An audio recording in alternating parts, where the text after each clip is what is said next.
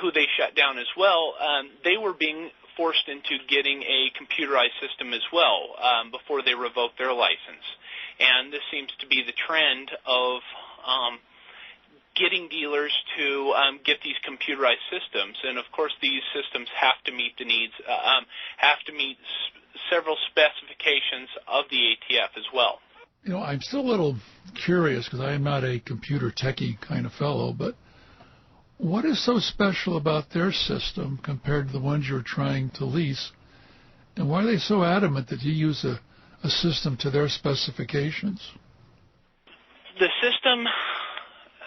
systems that they're wanting are systems that would back up, for instance, your information, your personal information, also information on all of the firearms that you have purchased from us, make, model, serial number, and that at any time that they request these records, they can come in and either provide this information for them on a disc or print it out for them. And so this is something that, you know, the ATF has been pushing for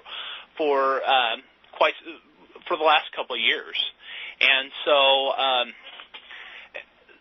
that this is and that this system has to be backed up every single night to ensure that all of this information is kept on hand. Can they access this system without coming into your store? What's interesting is they have, it appears that they may be acquiring the software or the capabilities to do that. So from the system that we have, I don't believe that they do. But however, they have deemed our system inadequate at this point. Gee, I just can't imagine why. This leads to something that I think is very serious. The ATF, with their computerization approach, is creating a national list, a gun registry of gun owners who buy their guns from a retail dealer. And historically, as we all know, that's been very dangerous when the government knows who owns the guns, especially a government as paranoid as the present government we have in the United States about gun ownership. But that's only part of the problem, I think, Ryan. I think we have to go on to something else. If a dealer decides that they want to close up shop, then have to take all these 4473s and all of the logbooks and turn them over to the ATF, correct? That is correct. Now, I guess we can only speculate as to what they're doing with all that information that's coming in. But with 200,000 gun dealers going out of business and turning in their books, I can't help but believe that someone's awfully busy at the ATF computerizing all this information. Have you heard anybody comment on this? I've had people question, Ryan, if you do go out of business, if they do revoke your license, what happens to all of my personal information? What happens to all your forms that you had, all the, you know, and as I've stated before, we had averaged about 2,000 firearm sales per year. And we have to hold on to those for 20 years. So people asking, you know, basically what happens to these approximately 400,000 forms? And those all go to the ATF. And no one knows what happens to them at that point. It's simply we turn that information over. We also turn over our acquisition and disposition books, which even go back further than the 20 years. All of that information, all of your information, then goes to the ATF. And along with all of the information on all of the firearms, the serial numbers, make, model, everything else, that all goes to the ATF.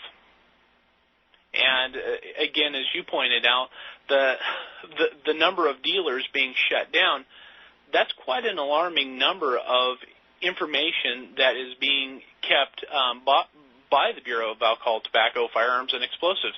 And what are they doing with it? And is anyone checking what's happening to these? And again, are these being properly disposed of after 20 years like they're supposed to, the forms? However, is the information being put into a system? Honestly, no one knows. Perhaps we need to find out.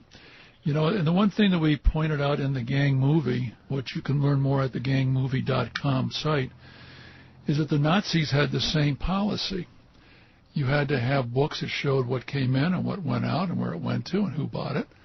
And then you had to turn all the records over to the police when you shut down your gun store, assuming they let you have one in the first place. I think we're faced with something that's very serious, very dangerous. And I think that we need to start asking more questions about what's really happening to all of these 4473 forms. I have a last question for you. What kind of response are you getting from pro-firearms groups? What kind of help are you getting? Or are you being ignored? It's interesting because a lot of the pro-firearms groups have been a bit standoffish, and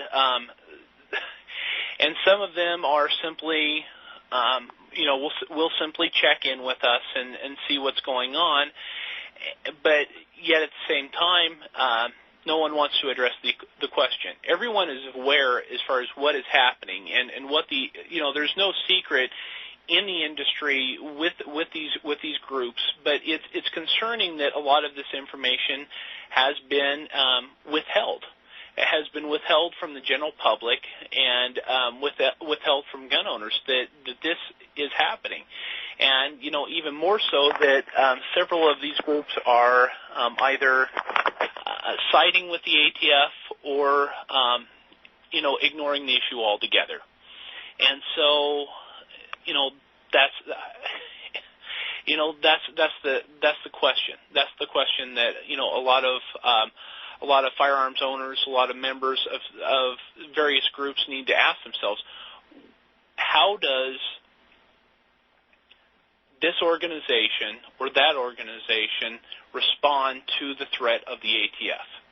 And that's something that everyone needs to begin asking, and honestly hold some of these groups accountable as well. And that's the big question right there, Aaron. Before we sign off, can you give people the address for your blog and the phone number for your store and anything else you'd like to share with people so they can contact you? Yes, our web address is www.redstradingpost.com, and there is a link to our blog on there. Our phone number is 208-733-3546.